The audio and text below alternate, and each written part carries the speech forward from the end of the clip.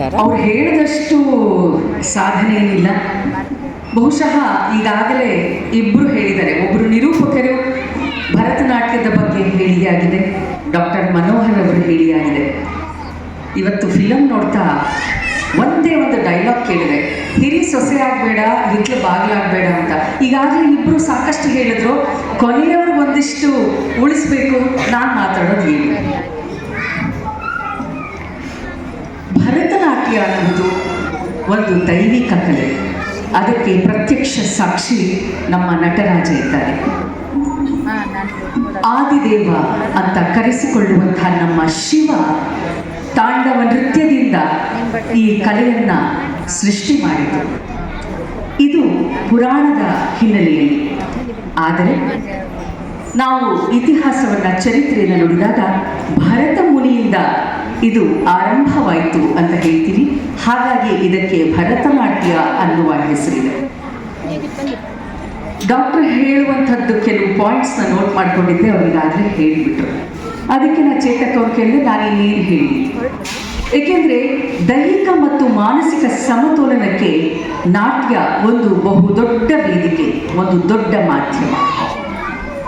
ಅವರು ಹೇಳಿದಾಗೆ ಆ ಕೆಮಿಕಲ್ ರಿಲೀಸ್ ಆದಾಗ ಒತ್ತಡವನ್ನು ಕಡಿಮೆ ಮಾಡಿ ಮನಸ್ಸನ್ನು, ಸಂತೋಷವನ್ನು ಉಂಟು ಮಾಡುತ್ತೆ.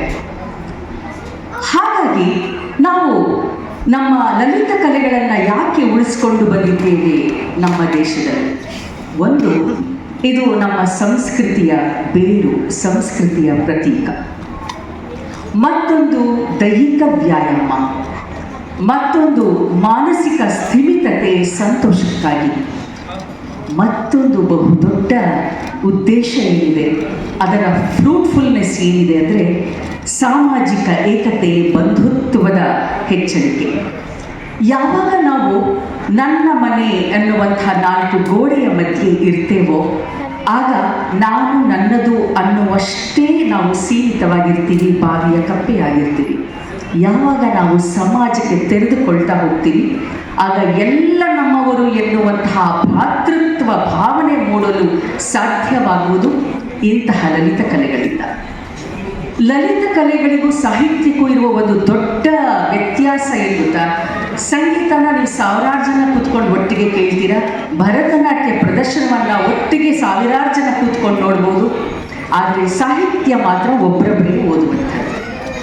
ಇದು ಮೇನ್ ಡಿಫರೆನ್ಸ್. ಬಿಟ್ಟರೆ ಇವೆಲ್ಲವೂ ನಮ್ಮ ಮನಸ್ಸನ್ನು ಸುಧಾರಿಸುವಂತಹ ಪ್ರಕ್ರಿಯೆಗಳಲ್ಲಿ ಒಂದು.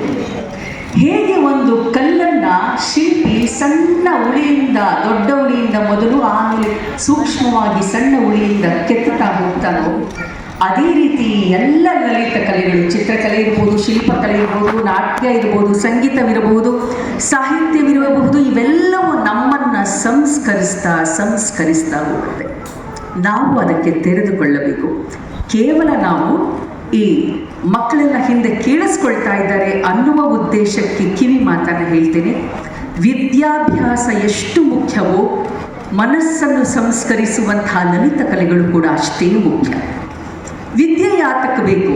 ನಾವು ಎಜುಕೇಷನ್ ಅನ್ನುವುದು ಬೇರೆ, ಶಿಕ್ಷಣ ಅನ್ನುವುದು ಬೇರೆ.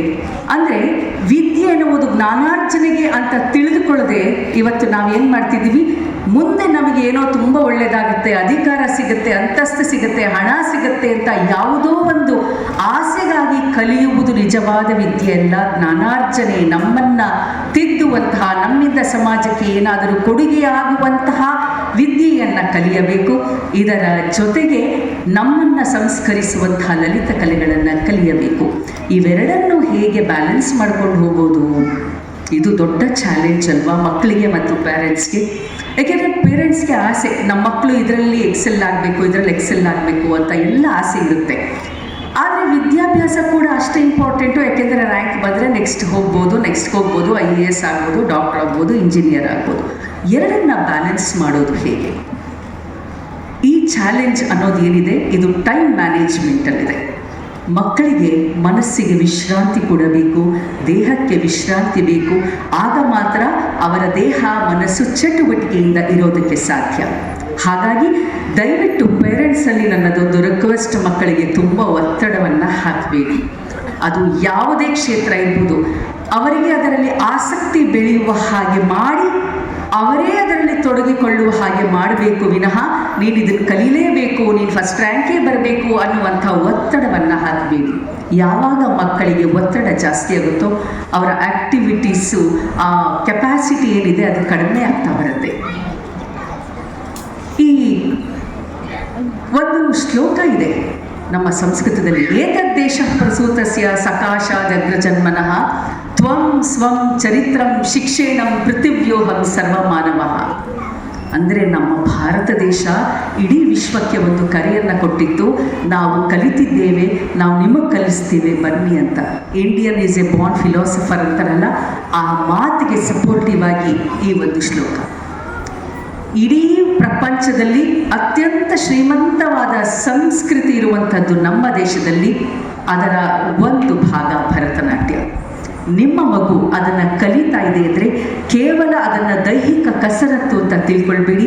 ಮಕ್ಕಳೇ, ನಿಮಗೊಂದು ಕಿವಿ ಮಾತು, ಅದರಲ್ಲಿ ರಾಮಾಯಣದ ಕಥೆಗಳಿದೆ, ಮಹಾಭಾರತದ ಕಥೆಗಳಿದೆ, ಕೃಷ್ಣನ ಲೀಲೆಗಳಿದೆ, ಎಲ್ಲ ದೇವರ ಕುರಿತಾದ ಒಂದು ಹಾಡನ್ನು ನೀವು ನೃತ್ಯದಲ್ಲಿ ಪ್ರದರ್ಶನ ಮಾಡ್ತೀರಾ. ಆ ನೀತಿ ನಿಮ್ಮಲ್ಲಿ ಒಳಗೂಡಲಿ. ಇದರ ಜೊತೆಗೆ ಕವಿ ಪರಿಚಯವಾಗುತ್ತೆ. ಒಳ್ಳೊಳ್ಳೆ ಕವಿಗಳು ಬರೆದಂತಹ ಕಾವ್ಯವನ್ನು ನೀವು ಡ್ಯಾನ್ಸ್ ಮಾಡ್ತೀರಾ.